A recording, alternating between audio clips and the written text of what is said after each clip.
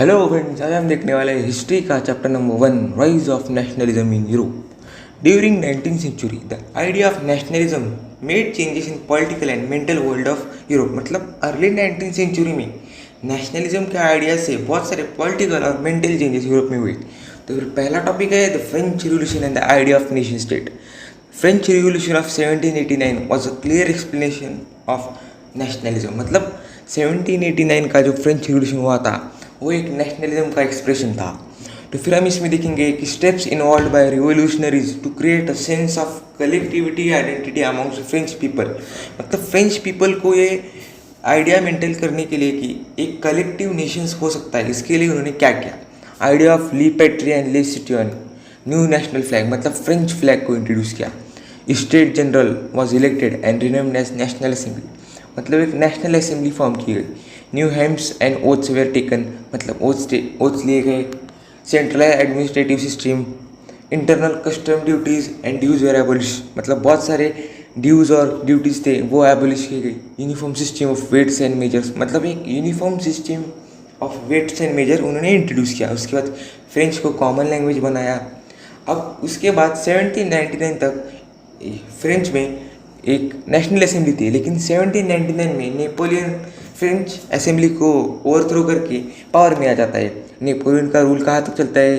1799 से 1785। वो 1799 में एब्सोल्यूट पावर गेन करता है। लेकिन नेपोलियन, जैसे कि आपने देखा होगा कि नेपोलियन एक अच्छा आदमी था, उसने सिविल कोड ऑफ 1804 को इंट्रोड्यूस किया है। जैसे कि उसमें कोड्स के कुछ क्राइटेरियाज है। Equality before the law, security right of property, मतलब सबको प्रॉपर्टी के लिए राइट्स मिलने लगे। Simplified administrative system, feudal system उन्होंने एबोलिश किया। उसके बाद freed peasants from serfdom and manorial dues. Serfdom मतलब एक ऐसी सिस्टम थी जिससे कि जो लैंडलॉर्ड्स है वो पीजेंट्स को बहुत वक्त तक अपने इधर काम करवाते थे और लो वेजेस देते थे। उसके बाद guild restrictions were removed, transport and communication systems were include. मतलब ये ट्रेड को बढ़ावा देने के लिए नेपोलियन ने बहुत सारे अच्छे काम भी किए, लेकिन नेपोलियन ने कुछ खराब काम भी किए। जैसे कि Napoleon took political freedom, increase taxes, impose censorship and force people to join army. मतलब नेपोलियन का जो विजन था कि वो पूरे यूरोप को कैप्चर करे, इसीलिए वो पीपल्स को फोर्स करने लगा कि वो आर्मी को ज्वाइन करे। उसके बाद अगला टॉपिक है the making of nationalism in Europe. मतलब पहले कोई भी नेशन स्टेट नहीं थे, बिकॉज दे उनके पास जो आइडेंटिटी या फिर कल्चर था वो नहीं था। फिर पीपल जो डिफरेंट एरियाज में रहते थे वो डिफरेंट लैंग्वेज स्पीक करते थे। जैसे कि half of the Hungary population spoke Magyar, or other spoke variety of dialects, and in Galicia people spoke Polish। मतलब नेशनलिज्म क्रिएट करने के लिए कुछ तो कॉमन आइडेंटिटी होनी चाहिए ना, जैसे कि कॉमन लैंग्वेज। लेकिन बहुत सारी जगह में क्या था कि बहुत सारे अलग अलग लैंग्वेज होती थी। तो फिर अगला टॉपिक है the aristocracy and the new middle class.